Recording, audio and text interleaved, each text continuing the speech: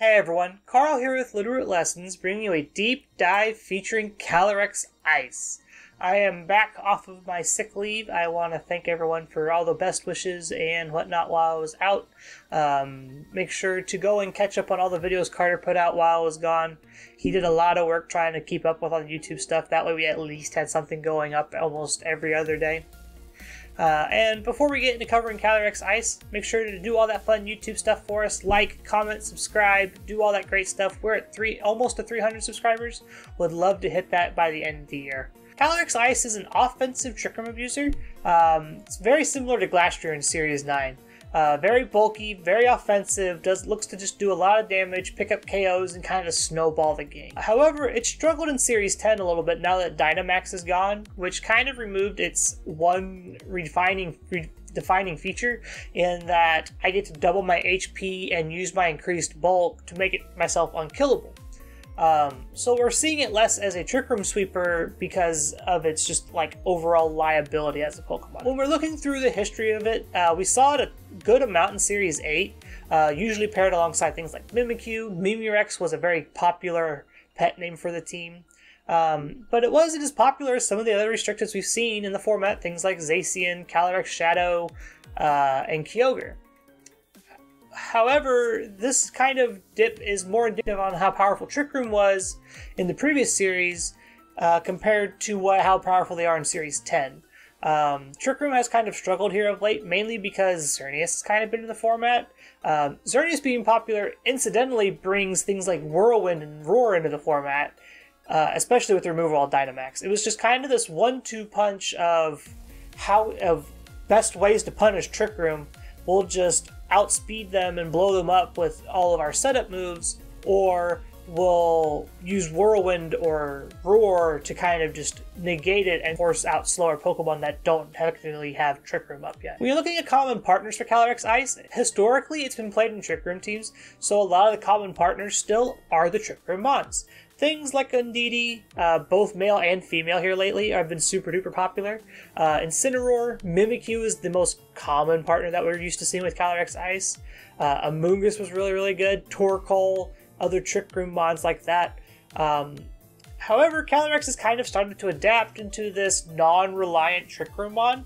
You still have access to it, kind of like what Stack Attack is doing, but you don't necessarily need it anymore. So you kind of see that different items being played, kind of these bulkier sets coming out that look to pick up KOs early and kind of snowball that way. Looking at the metagame breakdown, we see that Glacial Lance is almost 100%. I honestly should have just rounded this up to 100%, but it wasn't quite 99.99999, so I rounded it down to 99%. Obviously, that's the most powerful Ice-type move in the game that you can carry on Calyrex Ice, so it makes the most sense to see it like that. High Horsepower is the second most played move here. It's essentially your just secondary coverage move. You need ways to hit Steel and Rock and Incineroar and things like that. Protect and Trick Room go hand in hand usually together. Usually if you see Protect, they usually have Trick Room on the back end of that, because a lot of these other coverage moves they don't necessarily need. Things like Close Combat, Seed Bomb, Zen Headbutt, stuff like that aren't usually needed, but can be played if they want to. Substitute is from those bulkier sets I was mentioning where you're not as reliant on Trick Room, and sometimes when they think you're going to set up Trick Room, you just get to set up Substitute instead, which is really cheeky. And then Icicle Spear is kind of just like to play around Wide Guard. If you don't want to run High Horsepower, you just want to run Mono Ice coverage, you can. It's not the greatest option, but it's an option for all the same. As for items, we see that weakness policy here at 66% is the most common item, and from there it kind of just trickles down. White Herb's good against opposing Intimidators, Life Orbs, kind of the same thing. Same with Choice Band, we're just looking to deal a bunch of damage and pick up KOs. Lumberry's really good if they're trying to Will-O-Wisp you, which isn't as common in Series 10, but is still a threat to kind of think about. And then Leftovers kind of plays into those substitute sets that we mentioned earlier, lets you recover some HP back, real good with like Grassy Terrain alongside it, just so you can kind of heal all that HP back up. When you look at the build with Calyrex Ice, like I mentioned, you don't really need Trick Room, but it does help you out a ton. However, don't ever feel obligated to set up Trick Room. A lot of the Pokemon like Lunala and Dawnwing's Necrozma carry Meteor Beam and Trick Room and want to play in that form and kind of slow mode. So you definitely want to keep your eye out for those teams and utilize Trick Room wisely. And overall, Calyrex looks to play a slower hyper-offensive game, if that makes sense. You want to be able to support your Calyrex Ice by redirecting damage, by keeping it healthy, fake out prevention, things like that, because you are a slower Pokemon to begin with, but you want to play that hyper-offensive game still. When we're looking at movesets, the moves aren't super varied. Like we saw, 70% of all Calyrex Ices are playing Protect and Trick Room, and 90% are playing Glysolance and High Horsepower. So when you look at these sets and you see those moves, it's not surprising. However, the item kind of determines what the rest of the moveset looks like. Weakness Policy really wants to set up Trick Room and wants to get an advantage really quickly. These sets are usually paired alongside like Mimikyu or Brutal Swing to kind of just like activate your policy whenever you want to. The second set is really good into like an opposing Incineroar or an opposing Landorus. You get to ignore that Intimidate and you can just hit everything. Seed Bomb here is coverage moves, just kind of just like to hit Kyogre when you want to. But you can still play with this set in Trick Room if you need to.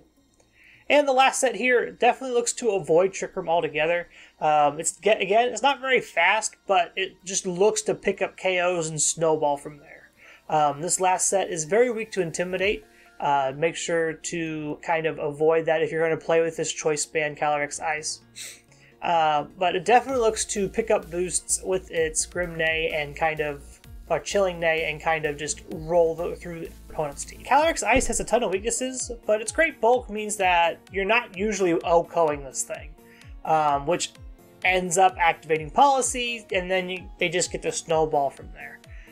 So definitely play around like every Calyrex Ice has policy until you know otherwise.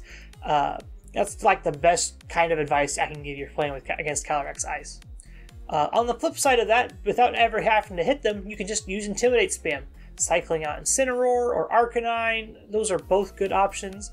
If you have like Landorus Incineroar and you can get your opponent and catch them off guard with proper switching, you can make it to where your Pokemon take little to no damage at all.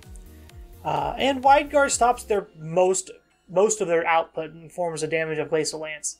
So utilize this to your advantage if you just happen to have Wide Guard on your team. Things like Stakataka, Lunala, Swampert, Araquanid, Celesteela is a good one. To wrap up on Calyrex Ice here, it's very, very powerful and very, very bulky, but it's just not seeing the same level of play as it did in Series 8. The removal of Dynamax has hindered it a lot, and then the fact that Trick Room is just not as good as it was before has also kind of just pushed Calyrex to the bottom of the format. Weakness Policy seems to be the best item, but there's other sets to play with. However, when you're looking to play with Weakness Policy, make sure you're team building with that in mind. Not every opponent is going to activate your policy for you. Some people are going to correctly play around it and not activate it for you, so having your own way to activate it is just a real good option to have. Mimikyu is probably the best option I can think of. Other things are like Brutal Swing on like a slower Pokemon, or even like Brutal Swing on a Tornadus and go fast with Calyrex Ice. The possibilities are endless in this format right now.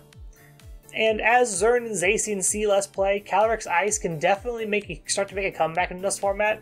Kyogre doesn't do a whole lot into Calyrex Ice specifically, and neither does Groudon. The big hurdle you'd have to jump after Xerneas and Zacian is Calyrex Shadow, which I think if you properly like play in DD and Incineroar, you can easily play around that and make it to where Calyrex Ice teams can easily beat up Calyrex Shadow.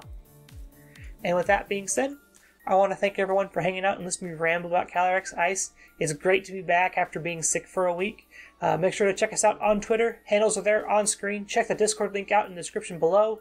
Our community is great and ever growing, and I can't praise them enough for how much they do for us.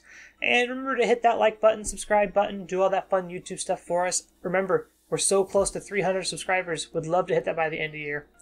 And with that being said, I want to thank you all for hanging out today, and we'll see you all on Friday with Shedinja. Bye, everyone.